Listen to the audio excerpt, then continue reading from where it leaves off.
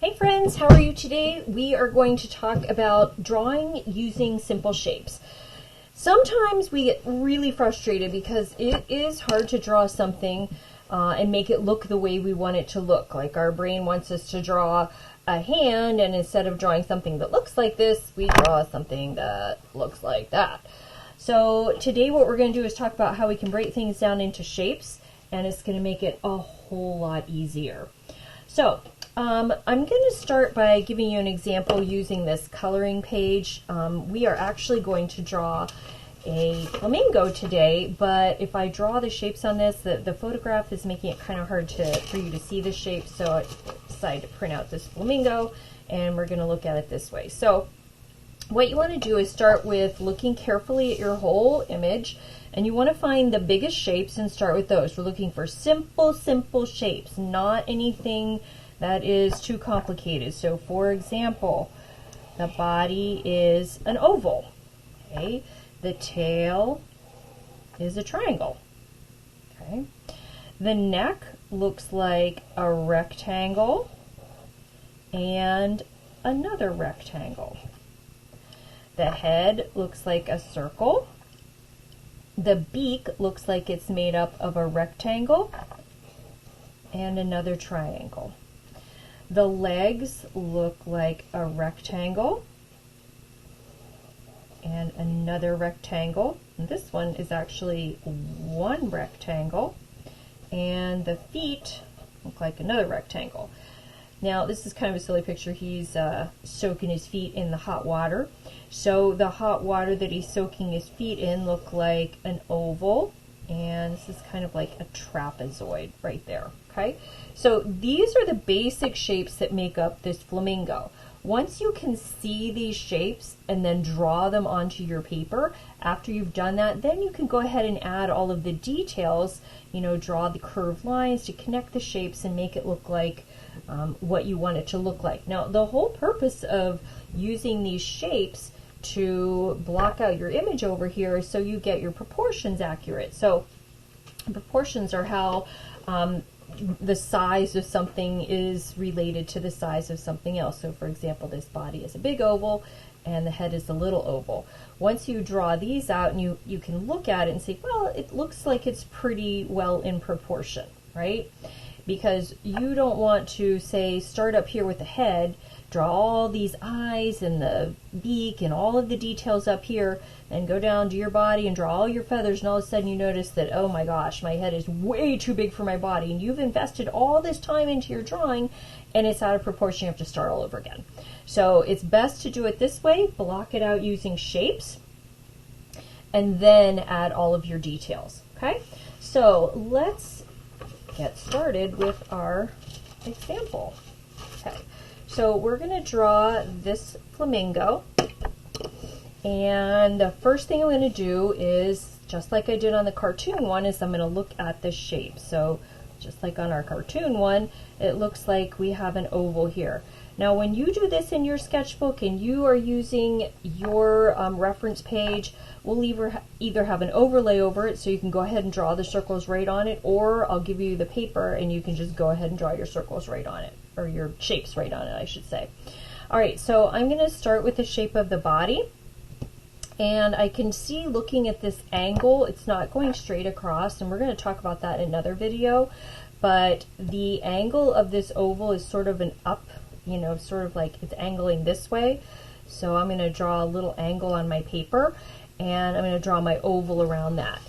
I am not great at drawing ovals, so I'm going to turn my paper a little bit and draw my oval. Now another thing you need to think about is you need to draw lightly. These lines are going to be erased. We don't want to see them in our final drawing. So while I'm going to be drawing a little bit darker so that you can see, when you do yours, you're going to want to make sure that it's nice and light, okay?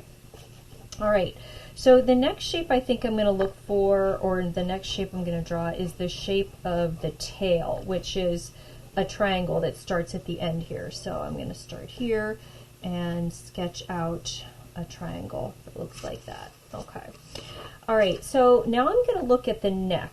Now, looking for shapes there is no one right answer.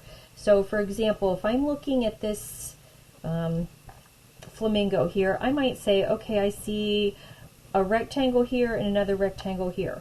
Or maybe I see a triangle here and a rectangle here. As long as it helps you get your drawing on paper and proportionally correct, does not matter. There is no right or wrong.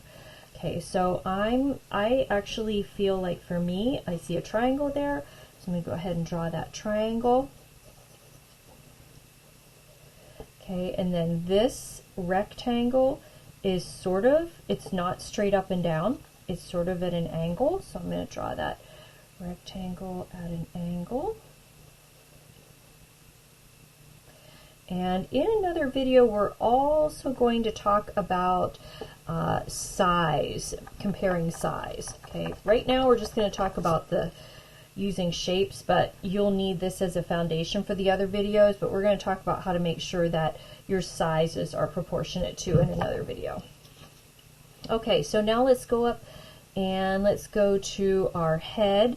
Now I'm looking at this head, and the end of this head is pretty much right where the neck starts. So I'm going to want, oh, yep, that looks pretty good. So I'm going to draw my head. Now your shapes will definitely overlap. They should, or else you might have somebody hanging off, you know, or they don't have to overlap, but when you connect them, they're going to need to overlap. Okay, now I'm going to draw this funny sort of trapezoid shape I see right here. I wonder if I hold this up, you can see this a little better. So right here, there's a trapezoid kind of shape, and then I'm going to finish off with a triangle. So I'm also noticing where this shape is on the flamingo's head. It's not up here, it's not down here, it's right on the edge. So I'm going to draw that trapezoid shape. And then I'll draw the triangle. Okay, so here's a good example where they don't overlap, so I'll connect those with a line.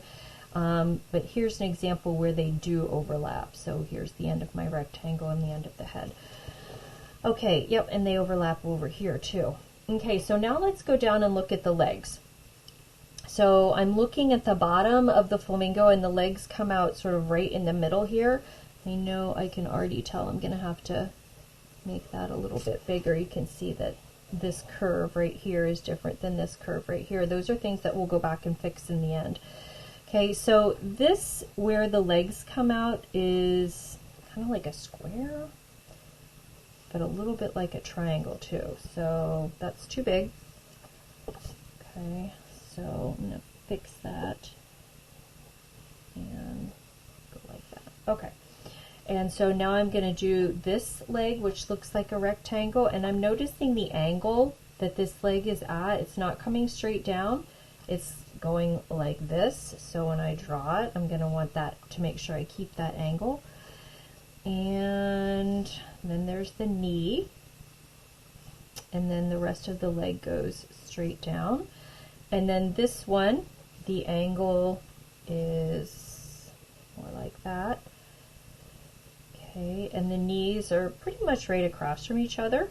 I'll draw the knees there, and this leg is going out at another angle. And the bottom of the feet, this is like a diamond, so I'll draw my diamond there, and then this one kind of just looks like a triangle. Okay. So if I'm looking at this, it's not perfect. But when I go to add the curves and the details, I think we can make it work. I can see there's a little bit, I'm looking at that curve here, and there's a big area right there, so I'm going to have to work on that, and right here.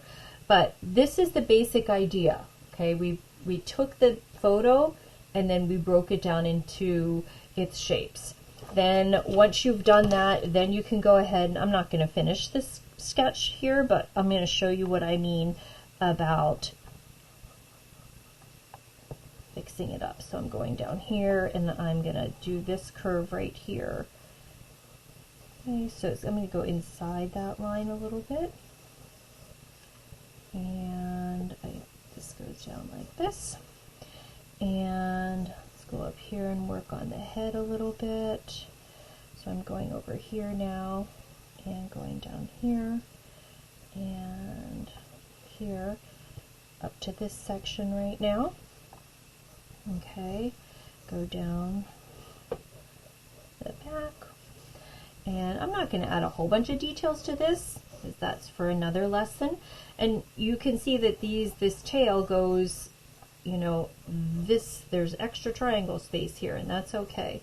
I'm just going to add those tail feathers in like that to the bottom here. And we can add some wings here. I'm going to just guess on my wings. And then these are not too detailed. Okay, and we'll go up here and give them an eye. And so if I was going to, you can see, obviously you can see where my lines are for the shapes that I used, but if I was going to, I have to have a Sharpie here. If I was finishing this up, what I would do, let me grab a Sharpie. You can take your Sharpie, right, go over all your curves that you drew in, and erase all of your lines that you used to make your shapes, and then you will have your drawing. Right, so give me an eye. Oh, give me some feathers here, and we'll finish this off. And so if I was going to go up here, I'd go ahead and erase this with my terrible eraser. Right, and you can see how it's starting to look like a flamingo. Okay?